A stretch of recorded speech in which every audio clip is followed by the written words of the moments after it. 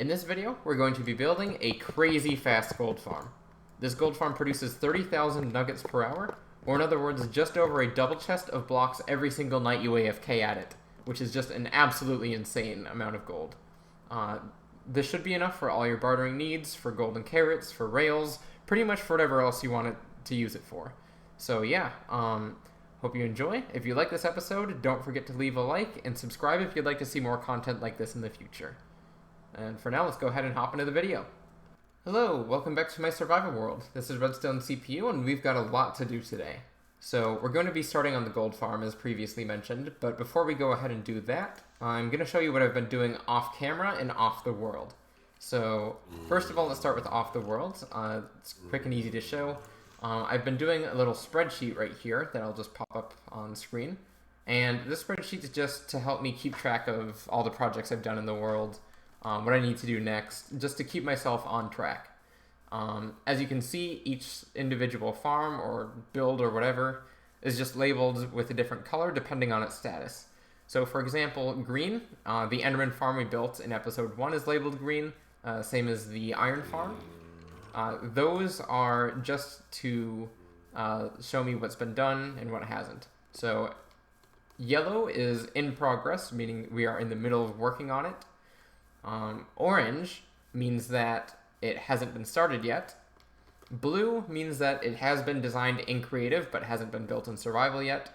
And red means that the farm needs repairing or just needs to be replaced. That's for like if an update breaks a farm or something like that, yeah. So that spreadsheet will help me keep everything on track, and I came up with a little name for the storage system that we're going to be designing eventually. It's called the world funnel. Basically, it's called that because everything, every single farm that we have funnels its drops directly to the end, and from the end to spawn, and then from spawn to the storage system. So it just funnels everything into one neat little location from thousands and thousands of blocks away, all over the world. So yeah, I hope all of you enjoy that as the project sort of gets more and more complete, but that's going to be quite a way off. But I'm going to go ahead and show you the start of it, where we have it in the iron farm area. So yeah, let's go ahead and head over there, and I'll show you the progress I've done since last episode. So here we are at the stronghold. A lot has actually changed over here. So this is the end portal. It hasn't changed much since last episode. Everything's still in place, but there is right here an item storage system. So these mine carts over here get filled up with iron, get filled up with poppies, get filled up with bone meal whenever that happens. I do plan on having a poppy to bone meal converter switch eventually, but not for the time being. So basically what's happening here is the iron is getting filled into mine carts, and the mine carts, once they get fully loaded, go straight into the end. And we'll just go ahead and actually, I'm just gonna go ahead and pop up on the top of the island to show you what's changed since then, since last episode. We've actually done quite a bit of work. So once we come up here, you'll see that I've flattened the entire thing and also converted the entire grass to path blocks, so that way no mobs can spawn on it, neither peaceful nor like hostile mobs. So I did that just so that we can have a nice little area over here to build farms at. So this is our iron farm. You saw us build it last episode. The storage was obviously moved down beneath, and these are just a bunch of chests full of all the spoils we got from digging this island out. Also, while there was a hill over there, cats used to be able to spawn on it, and I've gotten, I think, like 6 out of the 8 that I need. Yeah, 6 out of the 11. Sorry about that. But we're just over halfway there, and yeah, so we have a few pillagers spare just from building the farm up. I do eventually plan on making this 3-layered, but for now 1 is doing me just fine, just because we haven't really started on any massive projects today. But we will be starting on a very big project today. We're going to be starting our gold farm. So I'm going to go ahead The entrance back to the stronghold isn't all that elegant yet. But I'm going to go ahead. Oh, right, yeah. So, real quick. Once you water flushes the minecarts that enter over here and down into here. They follow a track. Oh wait, but first they follow a track. They end up on this rail right here. And once all the minecarts are done, which basically means once this burnout circuit has run out of redstone power, it'll pulse this trapdoor, allowing the minecarts to go through and up to this central portal. So let's just go ahead and head back.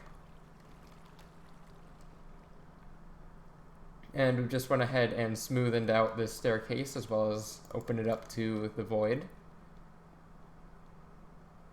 And we just sort of make our way back. And the minecarts all come up here into this little central area right here. And back at spawn,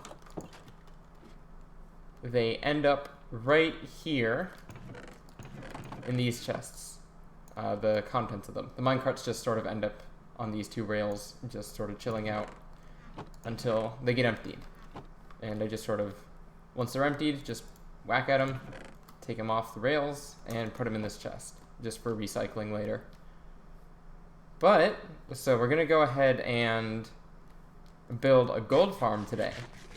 We actually ran out of gold when we were building the rail system for the minecarts, because those use a lot of powered rails, and I don't like duping rails just because I don't dupe items on here. And yeah, so we're going to be building the gold farm above sky limit using magma blocks. I actually died several times getting all those magma blocks that I needed, and I took a pretty long break from my survival world because I was getting too mad. I was getting too mad to play, and that was just sort of, yeah, prevented me from being able to make much progress on here, aside from that rail system. So yeah, we're going to go ahead and build up this gold farm, and I'm going to show you exactly where we're going to build it up. So I'll be right back in a second. So we're actually back at the iron farm area, because that's where we'll be building our gold farm. There's actually an enormous nether waste biome right where we put our portal, and our portal's just right on the edge of it. So we couldn't build it like right here, obviously, just because there's not enough room. I tried my best to find an area that would plant it decently within the nether waste biome while still being close enough to the portal. And I found that area right there. So over here is where we're going to be building it. I just went ahead and marked it out with a bunch of end stone. And yeah, so the center is just marked out right there. Whenever I'm building, I like to use my auto clicker just because it's really nice and handy and it's really fun. So watch how fast I can waste 2 stacks of scaffolding. There's 1. There's 2. Boom, right up to height limit. But we don't actually want to go up that high. We only want to go up to like 241. But we're going to leave it up there as high as we can get it, just so that way we can place all the blocks we need to. Let's go ahead and bring our glass blocks up, as well as some magma blocks. So let's just take 3 stacks of these. Where are you? And 3 stacks of these, because why not? Okay. So I'm just going to make my way up here. The tutorial for this farm will probably be a way off, just because this is... It's not really complex, but the whole item system is really annoying to deal with, just because it produces too much for a single hopper to handle. So, yeah, it's really annoying to build, and I'm just dreading making the tutorial for this thing. So, yeah, I'm just going to finish making my way up here. Alright, now that we're at 241, you just sort of have to carefully plop. Ah, yes, there we go. I'm just going to make a nice little ring around here. Oh, looks like there's a crimson forest right there or something. That's not good, actually. That is not good. Will we have to find a different place for this? Let's see, I'm just gonna scaffold out a bit and see if it becomes an issue. Yeah, it's gonna be an issue. Oh, god dang it. Okay. We're gonna have to find a different place for this thing. I'll be right back once I've done that. So when I went ahead and decided to mark out this entire, the boundaries of this entire nether waste biome, I didn't actually expect that it would just keep on going for like hundreds and hundreds and hundreds of blocks in each direction. So I just sort of gave up halfway through for the time being. I'm gonna finish marking it out eventually, just because I hate leaving things unfinished. But for the time being, we just have a sort of half-complete boundary to this nether waste biome. I will finish it eventually, though.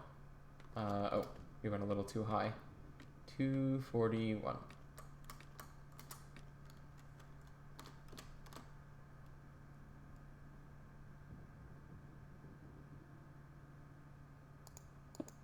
There we go.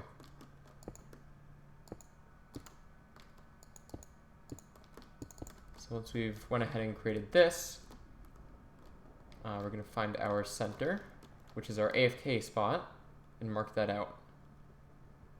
So it went 4 blocks, 1, 2, 3, 4, and then the center.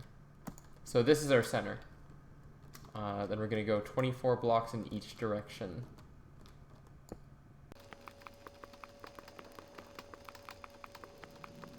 Alright, so right here. Then we're going to go 10 magma blocks out.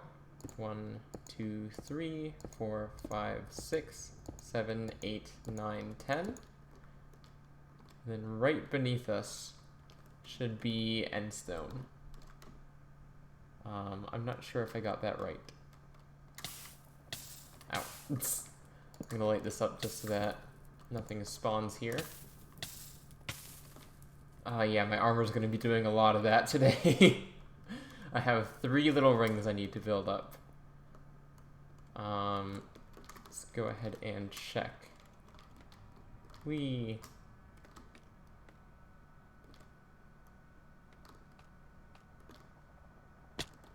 Okay.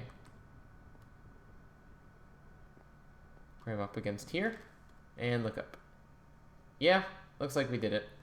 And then if we just go ahead and come up one right here, look up. Yep, we did it, okay. Perfect. So I'm gonna go ahead and do that for the other 3 sides, and then I'll be right back. So as it turns out, you can't actually survive a fall from all the way up there. A little progress update. So basically what I've done since last clip was I did the outlines of all the donuts, and I also finished the roof. So I went ahead and built it from the top down, because that way gas won't be spawning during the build process. Although a few did spawn, but I took care of them, so from here on out I shouldn't have to worry about them. So basically what I'm going to do is fill in the rings, so that way you don't have to go ahead and watch me go through that process. I'm going to cut down on time lapses as much as I can, so that way I can keep the content as interesting as possible for as long as possible. And during the, once I'm finished with the donuts, I'm going to go ahead and start on the kill chamber.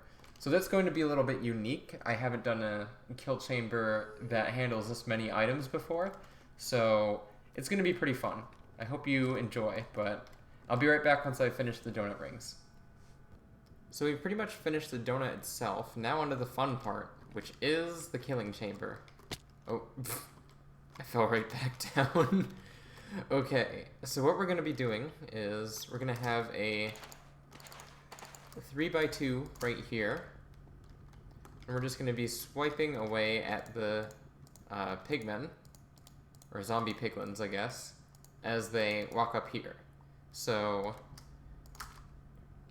in order to have them maintain aggro on us while we're in the killing chamber area, we're going to need to surround this with transparent blocks, not solid blocks.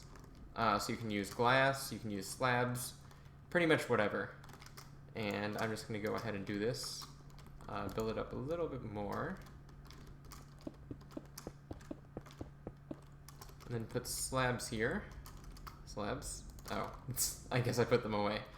So we're gonna put slabs right here so that we have a little pokey hole for them so that we can just swipe away at them. And cobblestone just for scaffolding. Okay. So then what we're gonna do is come up one more.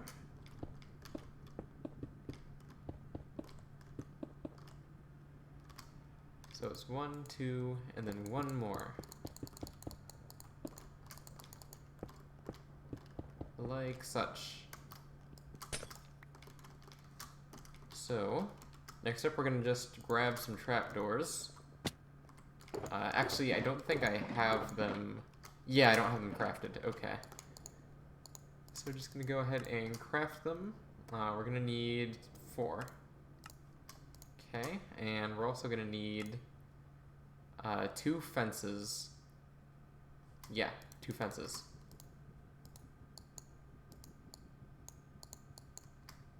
No, that's a fence gate. There we go, okay. So, we're going to put 2 fences in the middle, 2 torches on top of those, trapdoors like such.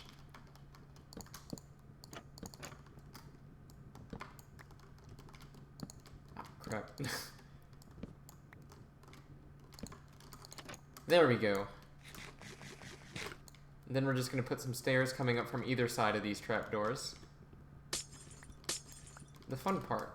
So, stairs, just like this.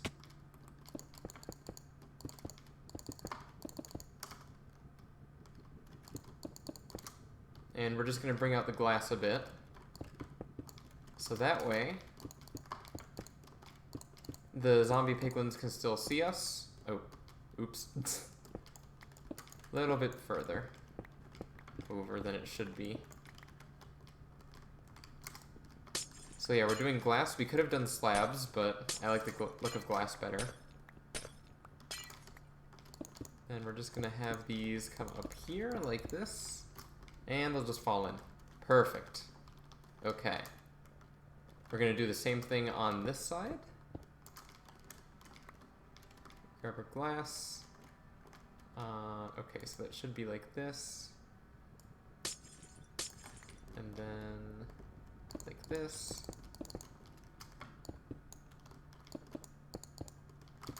Perfect. There we go. So yeah, the zombie piglins are just gonna come swarming in through here. I'm gonna go ahead and build out this little central area out a bit more, so that way we have like a place to sit safely, and I'll be right back once that's done. Alright, and we're back. So I went ahead and finished up the killing chamber. Basically, the way it works is that zombie piglins just walk up these stairs, fall down, and I swipe away at them with my sword, and the items go through the soul sand into the hoppers. These hoppers right here are double speed. Basically, they point into the hopper beneath them, which this hopper puts items into it, while this hopper beneath it sucks it out of the items on top of it. So basically it puts items in this hopper twice as fast. So then one of the items goes down into the hopper beneath it, and the other item goes to the side, and this all happens within one hopper cycle. So then it puts the items into this dropper, which just gets spat out at dropper speed. So yeah. I tried having 3 times a single hopper. That didn't work. I tried having 6 times a single hopper. That also didn't work. So I had to do 12 times hopper speed just to get this thing to work. It produces 30,000 golden nuggets per hour, which is 3 times as fast as Ilmango's expert gold farm that he designed in 1.12. It's pretty insane. So we're going to be using all those gold for bartering. We're also going to be using it just for like gold as resources, because we will need a lot of powered rails for all the rail networks that we're going to have connecting everything up to the end. And yeah, so we're going to go ahead and finish up the item system down here, because as it stands, the items just get spat out and then chill out on that platform right there. So we're going to need to get them into a 1x1 space, sort out the gold nugget or gold ingots in the nether, and then spit the items out into that stronghold portal, so that way we can send them into the end, just like we originally planned with the iron farm. So yeah, I'm going to go ahead, do a little bit more progress, explain how everything works once I'm done, and yeah, I'll see you back in a bit. Alright, so I went ahead and finished the item compactor. It's actually kind of loud. Oh no, we're fine, okay. So I'm going to go ahead and show you how it works. I'm just going to toss some random items into here. Oh, first we should probably turn it on. Yep. The beautiful cacophony of pistons. So I'm just going to throw some spruce planks in there. And as you see, the floor shifts back and forth and pushes the spruce down this little tunnel on top of the soul sand, and we should get 44 back. Yep, perfect. So basically, this entire system just slowly shifts the items into a 1x1 area. And once they land here, all the gold ingots are sorted out, so that way we can do some auto bartering in the nether while this farm runs. And then all the rest of the items are sent to the overworlds to be more easily dealt with water streams. So, I'm going to go ahead and make the sorter, and then we're going to go ahead and work on the item movement system together. So I'll be right back once the sorter is done. Okay, so I believe the farm itself is done. I actually just went ahead and finished the sorting, sorting out the gold ingots now. Yeah, so basically what we're doing right here is, if I could just pillar up. Oh. Where is it? Here it is, okay. So basically we're sorting the items out with a little compact sorter over here. Doesn't use a repeater, it's just a super basic setup, not tileable, but we don't need it to be tileable since it's only one sorter. So then we sort out the ingots, and they come over here into this dropper. And right here we have a little clock setup that detects when there's ingots in here, and this target block pulls the redstone signal into it, which powers this dropper. So yeah, basically all we have to do is get some items to throw at the piglins, whether that be arrows or snowballs or whatever, and we can give the first preliminary tests of this farm. So I'm going to go ahead and get all that I need, and then we're going to finish up the farm and set it off. Alright, here we are. We're right beneath the farm. I just wanted to take one last good look at it from beneath. Ooh, looks really nice. Wait, one last check. No blocks around here. Okay, we're gonna go. We're gonna do it. Ooh. Here they come. So you're going to want to position your sword right down, I'm going to turn the volume a little bit more. You're going to want to position your sword between these two soul sand and just whack away. Ooh, yes, okay. Another thing that I would recommend doing is just sort of filling up your inventory with a random item, just so that all the items end up going in the hoppers and your inventory isn't a mess. So yeah, like this. And then just keep whacking away.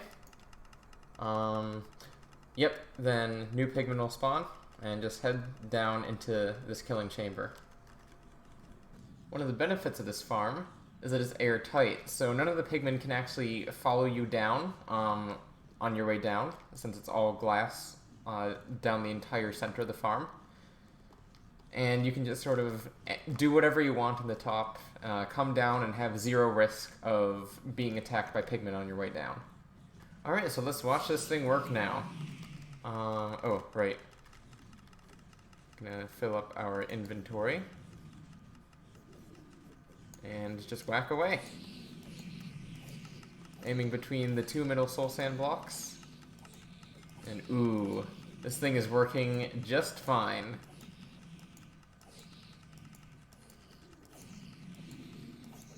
Alright, so we're gonna go ahead and check out the item compressor. The gold's getting picked up, and the rest of the items are falling down. Perfect. So let's go ahead and drop down here. Oh, that was quite a lot of damage. Some cobblestone from scaffolding earlier. Yeah, so the items are just sort of falling right here, and we're going to deal with them in a bit. Okay, I'm back. So it's been about 48 hours since last clip. I've done a little bit, but basically what I went ahead and did is made this little item system right here. So I'll just go ahead and hop up here to show you what I've got. Basically, the items go a little too fast to detect. So I slow them down with this cobweb right here. They end up falling through the string, end up triggering this observer, which extends this piston, and hits this torch right here, which extends this piston. So yeah, basically we have it coming over here, hitting this little pressure plate right here, which in turn hits this repeater line and forces the items off in this direction. So, I came up with a neat little item conveyor system for moving items straight forward. Basically what it does is the items come through here and they land right here.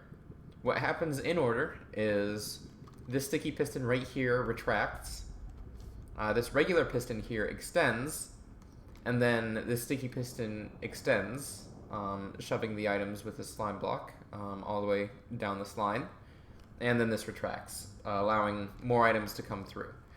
So basically, we have this sort of snaking all the way over here until it lands right here.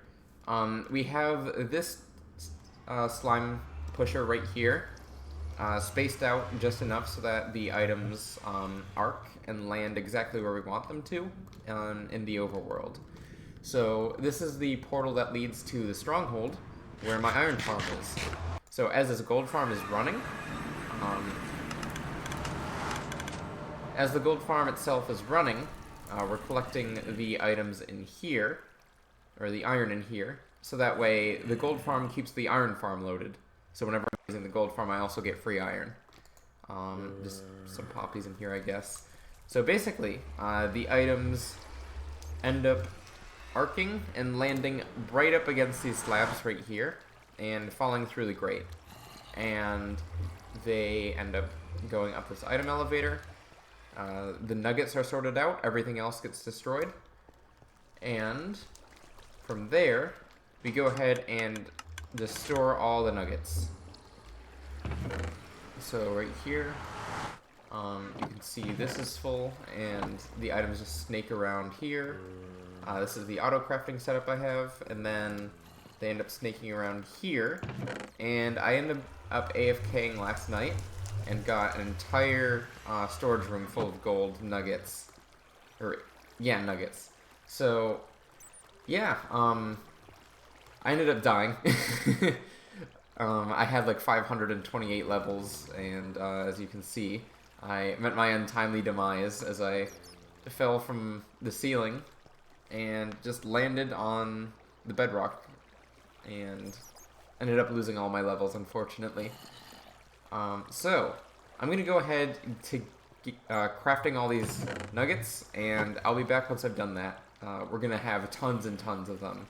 So, yeah, I'll be back in a bit. So I think that took about like an hour, but here's all the gold we have. It's a lot. We have this chest right here, full of gold blocks. And we have this chest right here, is about halfway fullish. So, yeah, we got a lot of gold.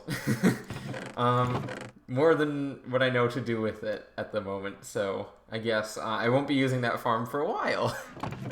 That's what just one night of AFK gets you. That's pretty crazy, if you ask me. Alright, that's going to be it for me for now. So we've got a lot done in this episode. We finished our gold farm, and we got the storage for that done as well.